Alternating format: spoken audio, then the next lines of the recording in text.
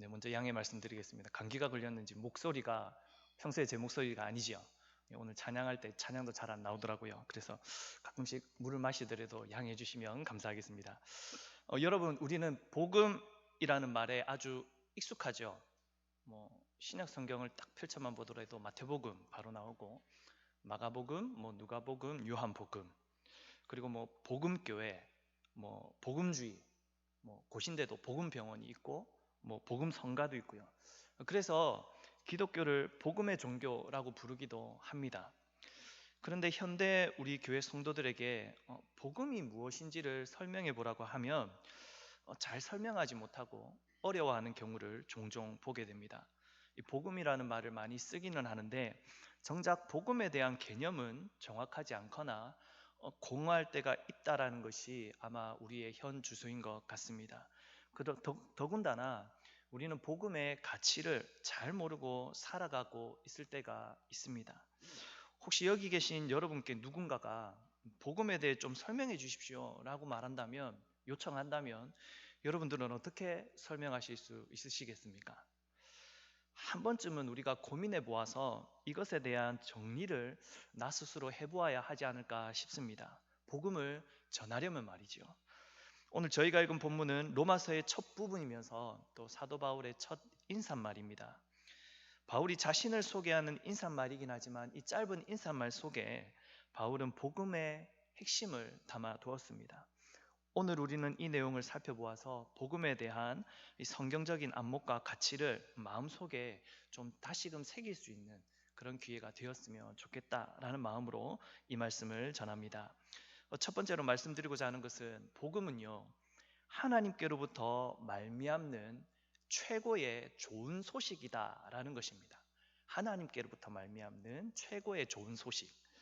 여러분, 복음 한자잖아요. 복복자의 소리 음자인데 그냥 이것을 단어 그대로 풀이하면 복된 소리 이렇게 풀이할 수 있겠습니다. 영어로는 가스펠이라고도 하지만 굿뉴스라고도 합니다.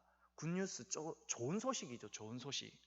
그러니까 복음을 그저 언어적인 측면으로 우리가 해석을 해보자면 좋은 소식, 복된 소식, 그렇게 뜻을 가지고 있다라고 여러분들이 아시면 될 것 같습니다. 그런데 역으로 한번 생각해 보십시오. 좋은 소식이 곧 복음이다라고 생각하면 우리는 큰 착각에 빠질 수가 있습니다. 여러분, 혹시 내 자녀가 열심히 공부해서 서울이나 외국에 있는 좋은 대학교에 들어갔다고 생각해 보십시오.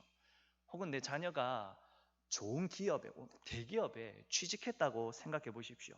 여러분, 이 소식 좋은 소식입니까? 맞죠? 좋은 소식이죠. 기쁜 소식이지 않습니까? 내 자녀가 대기업 취업하는 거 별로 안 좋아하십니까? 혹시나 내 남편이 승진해서 연봉을 더 많이 받게 되었다. 좋은 소식입니까? 네, 좋은 소식이죠. 정말 좋은 소식이 맞습니다. 이것도 좋은 소식 중에 하나입니다. 그런데 이러한 예로 든 좋은 소식들을 가리켜서 우리가 복음이라고 하나요? 네, 그렇지는 않죠. 왜 그렇습니까? 왜냐하면 복음은요, 사람에게서 난 것이 아니라 하나님께로부터 나온 것이기 때문입니다. 1절에서 바울이 복음을 위하여 택정함을 받았다 스스로를 그렇게 소개를 하고 있는데, 그 복음은 단순히 세상적인 좋은 소식을 전하기 위해 내가 택함 받았다라는 것이 아닙니다. 사람들이 노력해서 세상에서 누릴 수 있는 그러한 좋은 소식들을 마음껏 널리 알리기 위해 내가 택함을 받았다라는 의미가 아니라는 것이죠. 바울은요, 앞에 수식어가 붙지 않습니까? 하나님의 복음을 위해 택함을 받은 자다. 여러분, 하나님으로부터 말미암아 우리에게 주어진 그 좋은 소식이 바로 복음이라는 것입니다. 그래서 복음이라는 것은요, 이 좋은 소식은 하나님으로부터 말미암는 것이기 때문에 여러분, 사람들의 어떤 노력으로 얻어낸 소식보다 비교해보면 사실은 비교조차도 할 수 없을 정도의 큰 가치를 지닌 것이라 할 수 있는 것이죠. 여러분, 사람들이 열심히 공부한다고, 노력한다고, 피와 땀을 흘린다고 이뤄낸 그 좋은 성과물들이 우리가 그 나름대로 가치가 있다라고 생각이 들지만, 하나님께로부터 말미암는 그 좋은 소식인 복음에 비한다면 어떻게 가치를 매길 수 있겠습니까? 여러분, 복음은 세상 사람들이 아무리 노력해도 얻을 수도 없고 성취할 수도 없는 것입니다. 그래서 복음이라는 것은요, 세상의 것들과 그 가치를 도저히 비교할 수 없는 차원, 현저히 높고 사람으로서는 취한다라고 했을 때 하나님으로부터 받을 수 있는 가장 최고의 기쁜 소식, 그 좋은 소식이 바로 복음인 것이죠. 여러분, 일시적이지도 않고 이것은 영원한 것이며 하나님께서 우리를 사랑하셔서 베풀어 주신 것이기에 정말 최고의 가치를 지닌 좋은 소식이 바로 복음이라는 것입니다. 여러분, 그러니 이 세상과 비교할 수도 없는 하나님으로부터 말미암아 주님께서 우리에게 주신 이 좋은 소식이 바로 복음이라는 것을 여러분들은 기억하셔야 할 것이고, 우리는 이것을 꼭 복음이라는 사실, 하나님께로부터 온 것이라는 사실을 꼭 기억해야 될 것입니다. 두 번째로 말씀드릴 것은요, 하나님의 복음은 성경에서 미리 약속되어진 것이다 라는 것입니다. 여러분, 2절 말씀을 보실까요? 오늘 본문 2절을 보시면 함께 한번 읽어보겠습니다. 자, 시작. 이 복음은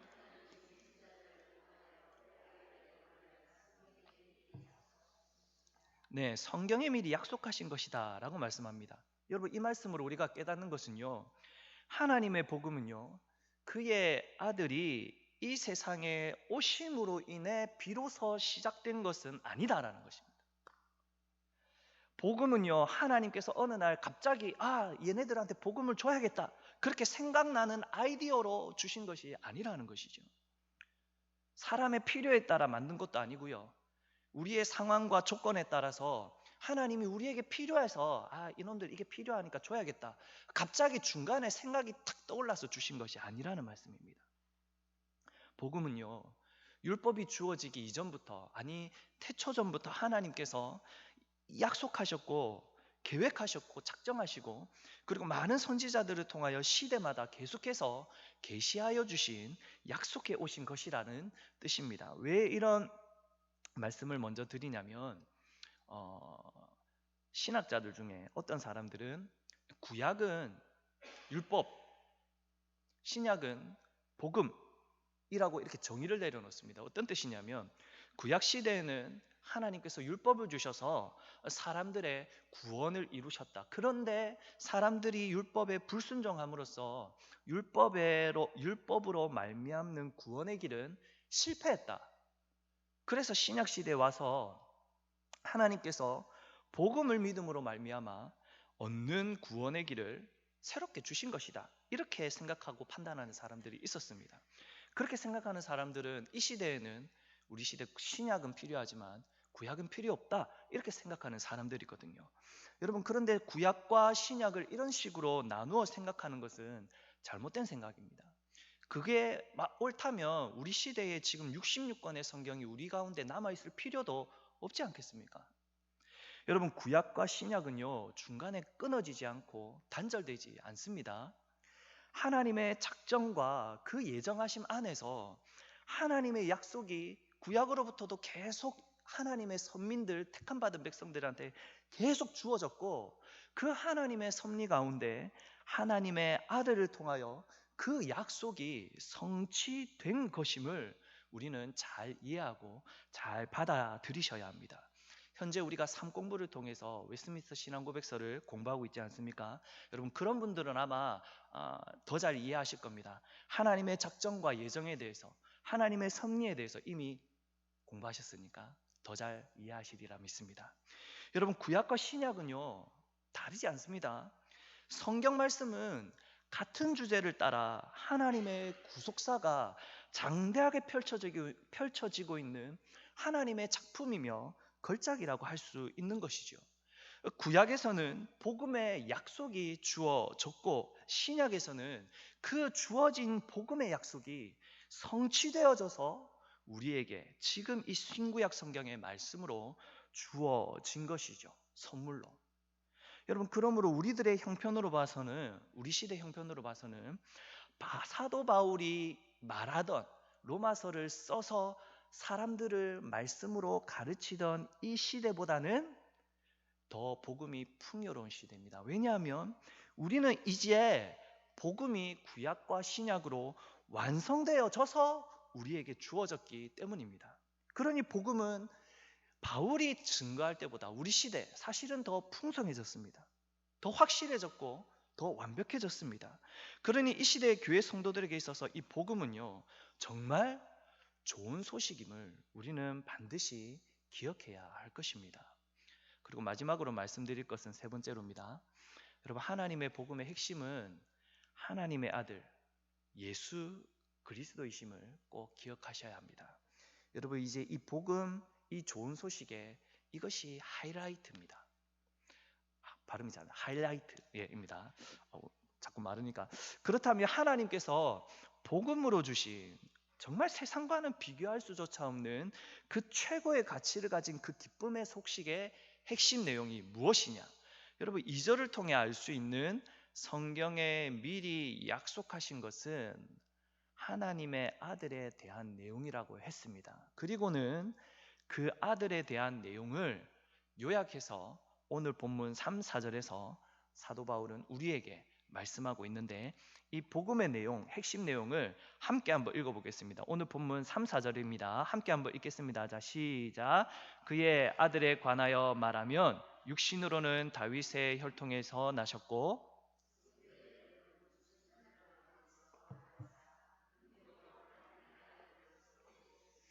곧 우리 주 예수 그리스도시니라. 아멘. 여러분, 이제 하나님의 아들이 예수 그리스도라는 것을 사도 바울이 이제 밝혀 얘기합니다. 사실은 제가 앞전에도 예수님에 대한 예수님이라는 이름을 언급하지 않고 계속해서 하나님의 아들이라고 표현했거든요. 이제서야 그분이 예수 그리스도이심을 사도 바울이 밝혔듯이 저도 밝히겠습니다. 여러분, 바울이 이 로마서를 쓰기 약 20여 년 전에 예루살렘 골고다 언덕길 그 십자가의 형벌로 죽으셨다가 사흘 만에 부활하셔서 하늘로 승천하신 바로 그 예수님을 지금 사도 바울은 그리스도라, 메시아라 밝혀 증거하고 있는 것입니다.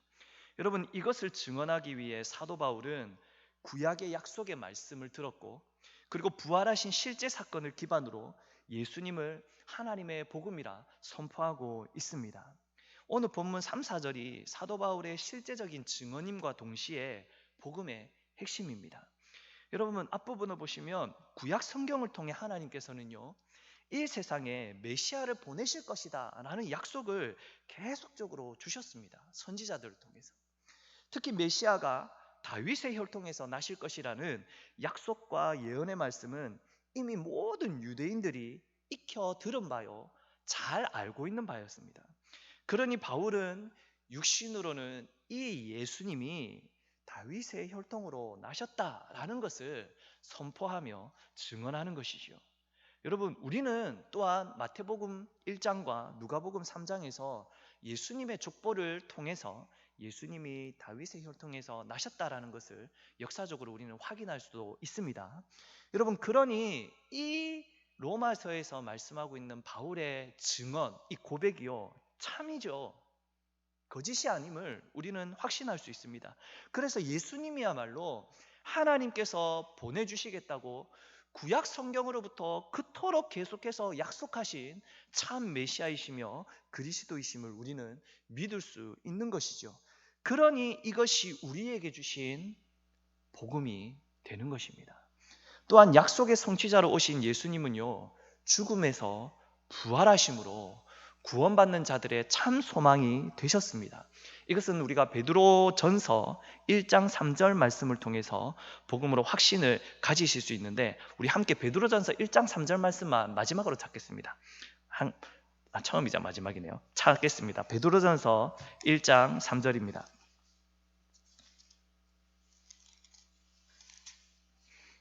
신약 377페이지입니다. 베드로전서 1장 3절 말씀을 또 함께 한번 한 목소리로 읽어보겠습니다. 자, 시작. 우리 주 예수 그리스도의 아버지 하나님을 찬송하리로다.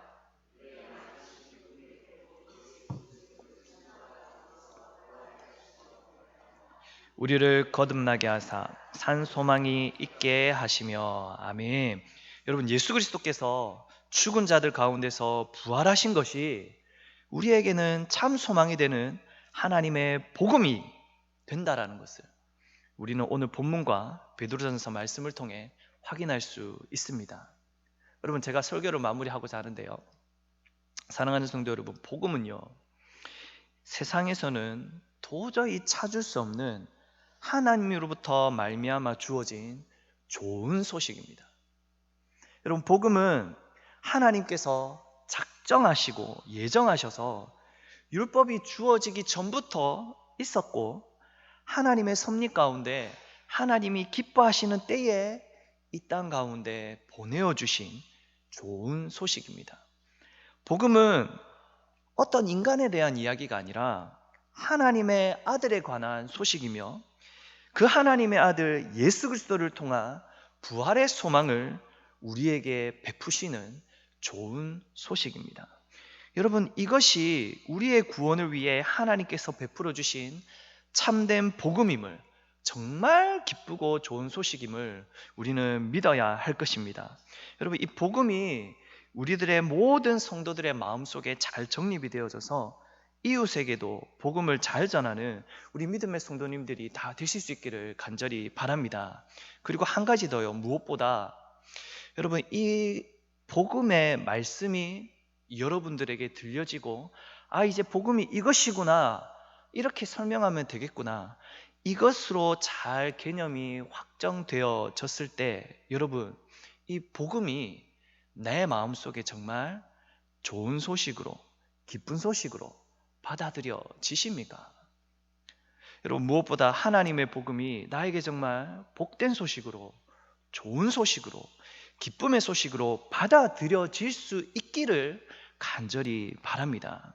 사실 복음을 듣고도, 복음을 깨닫고 알게 되면서도 성령의 감동이 없는, 정말 무뎌진 가슴으로 이 말씀을 듣고 복음을 들어도 가슴에 뜨거움이 차오르지 않는 식어서 살아가는 성도들이 많은 것을 우리는 보게 됩니다. 때로는 저도 그렇게 복음 가운데 뜨거운 마음이 아니라 식어진 나의 모습을 볼 때가 많음을 여러분 고백합니다.